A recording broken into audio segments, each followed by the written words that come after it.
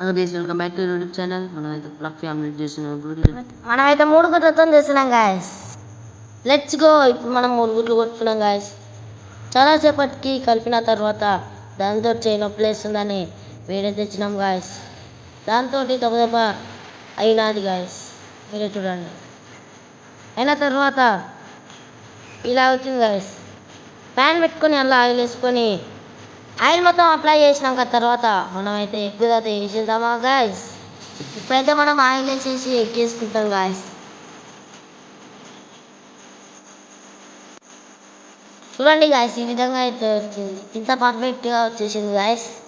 ఇప్పుడైతే మనం తిప్పేసుకొని కొద్దిసేపు అట్లనే వేయించుకున్నాం.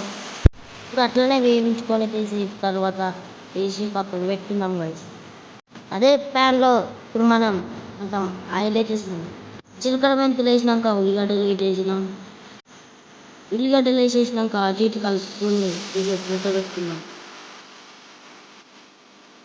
తర్వాత ఉప్పు వేసి లైట్గా కలుపుదాం. పచ్చిమిర్చి వచ్చలేదు కలుపుకోవాలి. అటు ఇటు మూత పెట్టుకున్నాం. ఇప్పుడు మనం బాగా వేయించిన తర్వాత కొంచెం పసుపు అల్లం వేద్దాం.